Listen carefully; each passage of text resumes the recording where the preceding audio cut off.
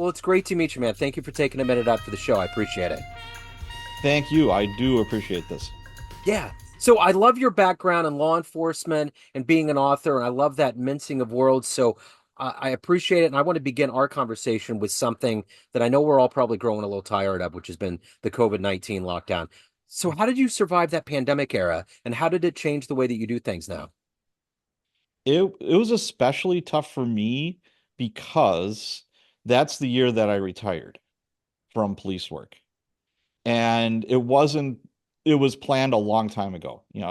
I did 25 years with the City of Milwaukee Police Department, and I raised my right hand and started in the academy January of 1995.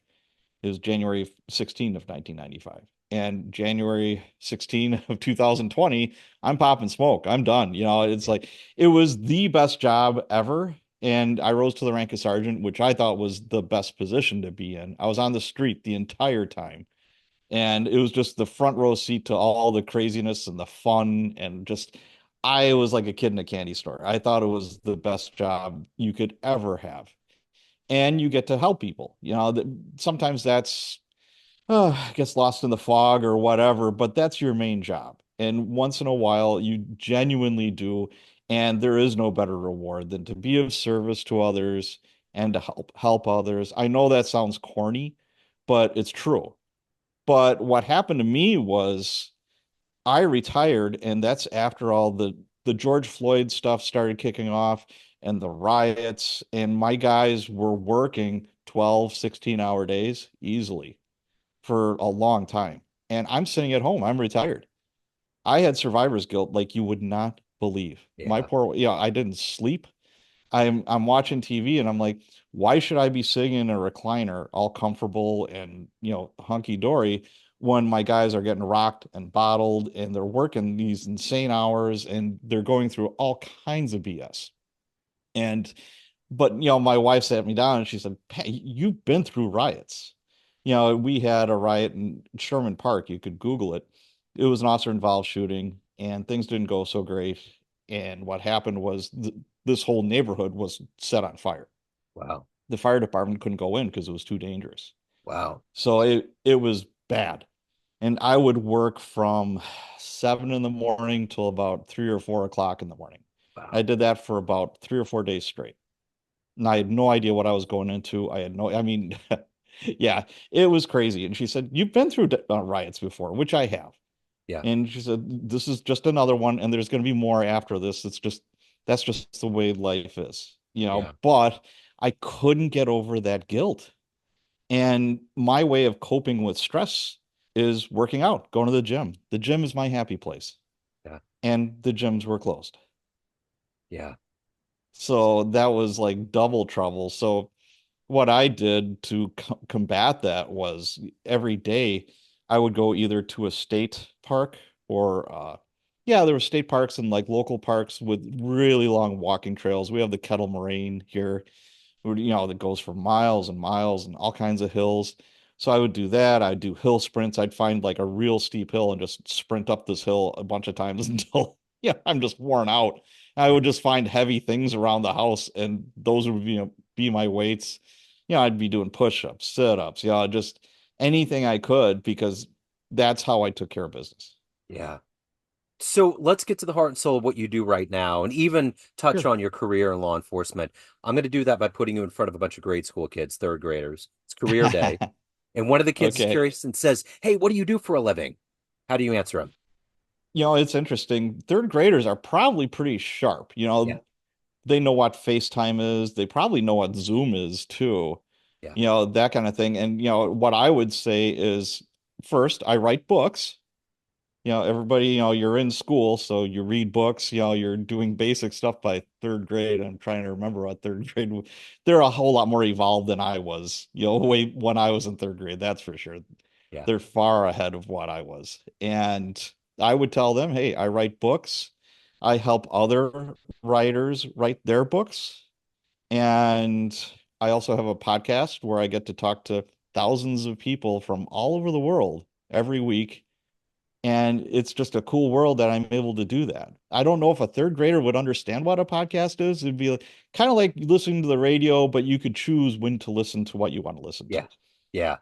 They might be savvy enough, I think, at this point. I think So, so. yeah. So I'm curious, when you were in the third grade, what was your dream? What did you want to be when you grew up?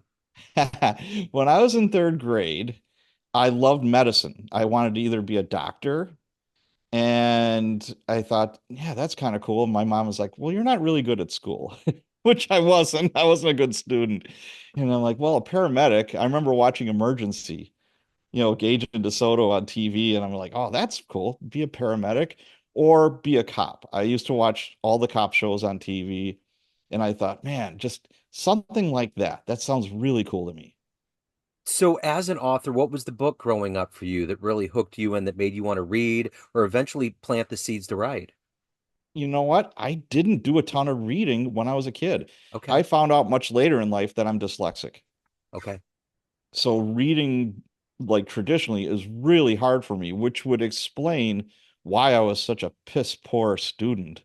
I was terrible, but a part of that was, to this day I'll look at, a page and the letters and the numbers and stuff kind of get jumbled around a bit. Yeah. So that's really tough. But I do remember reading the Hardy Boys. Yep. I thought that was really cool. And then when I got older, I got into James Harriet's books, All Yeah. Things Wise and Wonderful, and I just thought it was so neat. It's like I'm a big animal lover, and I'm just thinking to myself, he was a vet in the countryside in England in the, I think, late 30s and 40s.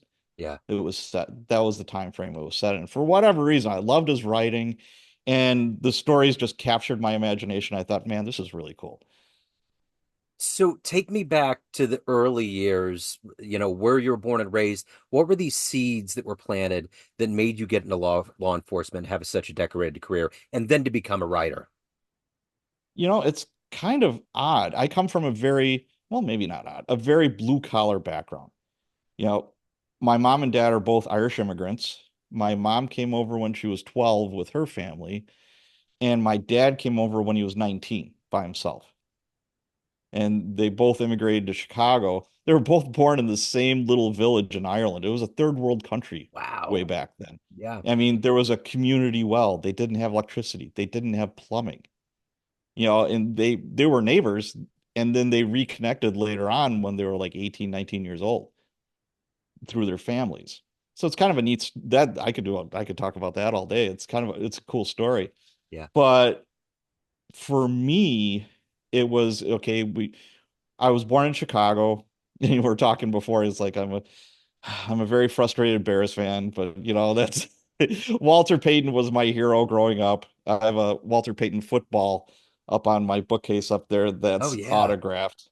I Nice. abs He is just the epitome of hard work and talent, but a lot of hard work, and just he was such a humble guy. Yeah. He would do some helicopter jump over the line and get a touchdown, and he never celebrated. He would just give the football to the ref, and it's like, this is Uh-huh. my job. This is what Yeah. I do. So it's like, okay. But anyways, so what happened was my dad had that immigrant gene of work 7 days a week, don't take time off. And my mom, she was a hard worker too. And my dad rose up from, he worked in a dairy downtown Chicago. There was a like working dairy. Farmers would come in with their milk in the inner city in Chicago. And his first job was washing the glass milk bottles that were in the wooden crates, way back when. Yeah. And then he wound up actually being vice president, part owner of the dairy later on in life. And he just, like I said before, this immigrant work gene is just amazing. He would give back his vacation time to the company every year. So that's what he expected from me. So I remember my 16th birthday, we moved to Wisconsin. We lived in Wisconsin for a while, and they since moved back to Chicago, and I stayed. But my 16th birthday comes around, my dad's home. Well, I never saw my dad because he was working 7 days a week. Yeah. And a lot of times when I was growing up, he worked second and third shift. I just didn't see the guy. It was almost like a single parent, family. And he's like, hop in the car, son. And I'm like, oh, cool. I'm gonna have a day with dad. This is gonna be the best thing ever. He took me around. We lived in a little city called Fort Atkinson in Wisconsin. It's a town of about maybe 10,000 people. And he's like, all right. So he drives to like the first business. I'm like, what are we doing, Dad? He says, we're going to go to every business in Fort Atkinson and get you a job application. I'm like, what? He said, you're 16 now. He said, you think I'm going to let you sit on your butt and watch TV and go hang out with your friends? He said, no, you're going to work. Yeah. And I'm like, oh, come on, Dad. So that was my 16th birthday. Wow. Well, guess what? I mean, I love vacation. I don't have that gene. It's buried away somewhere, thank goodness. But I do appreciate good work. And I think that, there's nothing better. There's nothing better than working hard and working smart and to achieve the results that you're trying to get after. Yeah. And that served me well later on in life. Yeah. Who's been a hero? Who was that inspiration for you in your life? You know, the low-hanging fruit would be God. It would be, parents. I remember I'm a big Tim Ferriss fan, Yeah. and he would ask that question, and he said, I'm hearing too much. Again, it would be some kind of a religious, thing, or, a relative or a kid, and he's like, I want to take all that out. So I'll take all that out. And as far as like a hero, Walter Payton. Yeah. Growing up, like I said before, nobody epitomized hard work and talent and just humbleness. The Yeah. stuff that he could do was just amazing. Yeah. For the longest time, he was the Chicago Bears. Yeah. The rest of the team sucked. I mean, they were horrible. And there was one game that he was the kicker, the running back, and then the quarterback. Wow. He literally, the weight of the world was on that guy's shoulders. Yeah. And what I loved about him too was, you know, in the off season, he was almost in better shape. I remember his son inducted him into the Hall of Fame, and they wear those gold jackets, Yeah. and the muscles were just bulging out of that guy. You see Yeah. a lot of football players, they kind of let themselves go. Yeah. They're not training at that pitch, at that elite level, because they don't have to, or they're injured, or whatever the case may be. But not Walter. That guy was in shape to the bitter end, and that was his work ethic. Yeah. And that really stuck out in my head. I'm just like, this guy doesn't stop. And Yeah. like I said, his humbleness and his son Jared, he turned out to be a very good young man. He does a lot of charity work. He's a good guy.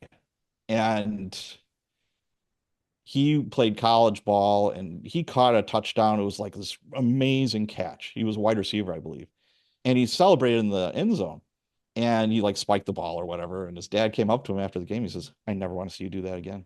I Wow. said, oh boy, you caught a touchdown. Yeah. That's what you're supposed to be doing. Yeah. It's like enough of that. I don't want to see it ever again. Yeah. Yeah. So somebody like that, oh yeah, Yeah. Walter is definitely he was a childhood hero of mine. Absolutely. So speaking of work ethic, what is it for you that gets you up every day and does what you do? I mean, in your previous life as in law enforcement and now as a writer, what is that collective gas every day for you to wake up, to do things at a high level, to affect people's lives? What is that for you? Well, when I was a cop, I didn't want to get fired. I had to be at work. So, Yeah. and then, I was a boss for 17 years and I was in charge of a group of anywhere from, 12 to about 30 cops, depending where I was and what part of my career I was in. And if you're not setting the example, how can you expect your guys to be there on time? How can you expect your guys to give it their best, et cetera, et cetera? So I'd get up in the morning. It's like, all right, I have to set the tone. I have to set the tempo. So when I was a cop, that was it for me. And now it's like, okay, it's nice not having an alarm. I'll tell you that. But I mean, I do have appointments or whatever else, and I'm working probably the same or more than I ever have before on all the different projects and everything that I'm doing these days. So it's just ingrained in me. It's like I don't need inspiration or a mantra or anything like that to get. It's like, okay, it's time to get my ass out of bed. Let's go. Yeah. So here we Yeah. go. So as a writer, what's been one of the best fan letters you've ever gotten? Oh man. You know, probably one of the, it wasn't a letter. What happened was, and I'm almost choked up talking about it. It really took me back. I wrote a 4 book series called Brew City Blues with Michael Anderle. It's like a he owns a mid-level publishing company, LMBPN. And it's more or less like Hill Street Blues, but set in modern times in Milwaukee. And there was a bartender that I got to know at favorite watering hole. You have cops that, there's cop bars, they like to hang out there. They're fairly safe, et cetera. And the guy that owned it, his dad was a Milwaukee cop back in the 60s. Just a real, real good guy, Mike Romans. And he was always great to us as cops. And then when like the craft beer thing, took off, he was like they called him the godfather of beer in Milwaukee. He had all these different craft beers. He knew his beers inside and out. But anyways, he developed cancer and it ate him up pretty bad and he wound up dying. And they had his memorial at his bar. He had one or two brothers, I forget which, and they were bartending. Yeah. And there's just the place was packed because it was a neighborhood bar. You had all the cops, you had all the neighbors. It was just he was a very well respected guy. There was a huge turnout. And his brother took me off to the side and he's like, "Hey, you're that writer guy, right?" I'm like, "Yeah, I've written a few books." And he's like, "When he was going through chemo, he would read your books to pass the time." Wow. And he absolutely loved them. Wow. And I'm like, "Really?" And he says, "Yeah." And he said, what happened was I knew he was doing that because I was in there and he was still working when he had cancer. I mean, it's his bar. And he said, "Hey, I'm reading your first book. I like it." And I said, "Well, let me bring in the next 3 for you. So you don't have to buy them." So, I brought in the 3 for him. He never finished them. Yeah. So his brother did. His brother's like, "Well, now I'm going to read them." And I'm like, wow, that was really touching that I was Yeah. able to help somebody through a really hard time with one of my books. That's amazing. That's a great story. So of all of these things that you've done and accomplished, what are you the proudest of? Boy, that's tough. Again, the low-hanging fruit would be being a dad. Yeah. My children, who I'm very proud of. Just that's that's what pops into my head right away. But, work, I'm proud that for 25 years I worked on the street. And again, it's a privilege to be of service to others. And that's probably what I'm most proud of. I mean, I've received awards for like saving lives and, doing stuff like that. And that's nothing unique about me. Most cops are doing that every day. They're dealing with impossible situations and they're somehow getting out of it unscathed and the other person's unscathed. And that happens like thousands of times a day across this country. But you never hear about it. All you ever hear about is the bad stuff because that's what sells. Yeah. So if you had a dream tonight, ran into the 18-year-old version of you, or even that 16-year-old version of you getting all those applications, and you could give that young version of you a piece of advice based on this life you've lived, the wisdom you've accumulated, what advice would you give that young version of you? Pay cash for everything. Don't go into debt. That's number one. Yeah. Number two, you're gonna survive. If I could look back, et cetera, you know, I've had situations where I'm like, ugh, I was so frustrated because I didn't get on the police department until I was 30. I went to college, got a 4-year degree. I got kicked out of college twice because of bad grades, because I was working full time and I was going to college full time. I was partying full time. I mean, just something had to bend. But I did graduate. I went back, I graduated, I made the dean's list after just doing horribly. It's like, okay. And I paid for my own education. I had 0 loans because I was a Teamster. I had a really good job. Yeah. And what happened was, I worked in restaurants. I sold cars for 4 years. I was a bartender. I did all kinds of stuff before I was a cop. So, you know, what I could tell myself is like, you will survive. You'll make it to what you need to make it to. Yes, there's going to be a lot of speed bumps on the road. I got cancer when I was 40. I had bladder cancer when I was 40, and I didn't see that coming, but I survived. I survived some really hairy stuff at work. I've had bullets miss my head twice by about a foot. But you're going to survive. I went through a horrible divorce 12 years ago. I had zero money, but I'm making all kinds of money. But it was all going to child support and alimony, and I could barely pay my phone bill. But it's like, you know what? You're going to survive. You'll do all right. And I Yeah. have. Yeah. So if I was going to tell 18-year-old me, it's like, guess what? You'll make it to where you want to go to, and you will survive. It may not be the traditional route, and the road may not be paved, with gold, but you'll get there. Yeah. So at the end of the day, everyone has a perception of you, family, friends, your colleagues, everyone that reads your books, but you run the show. What's your perception of you? Who do you think you are? Boy, that's a toughie. Yeah. I like to think I have a tougher exterior, like most cops do. I'm kind of a bigger guy. I love to lift heavy weights. I like to do all that stuff, but I love fine champagne. I love to go out to a white tablecloth restaurant. I appreciate the finer things in life. And I'm a huge lover of animals. We just got a rescue dog about 5 weeks ago. He's Yeah. just this little 13-pound dog, and one of my kids is like, "Dad, you're turning into Charmin. You're getting soft on us here." And I'm like, "Yeah, I ride a Harley. I do all that." He said, "Go out and ride your motorcycle for a while. You need to man up a little bit." Like, "Oh, yeah, enough of that. Whatever." But yeah, I like to think I'm multifaceted. And again, I love to be of service to others. I work a lot with writers. I have the podcast, I've got the Facebook group. I I do consulting, and I've spoken at conferences. The last one was Killer Nashville, actually. I was on 3 different panels and talking to writers. So yeah, that's who I am.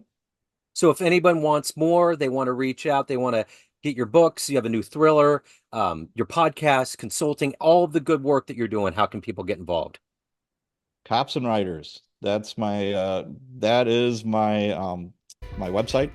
So copsandwriters.com, and Cops and Writers is the podcast, Cops and Writers is the Facebook group, and the newest book is The Good Collar, and that should be released by the end of next month, so before Christmas. Excellent. This has been wonderful, Patrick. Thank you, sir. Thank you for your time. Thank you for your story. I appreciate it. Thank you, sir. It was a Yes. pleasure. Yeah, absolutely.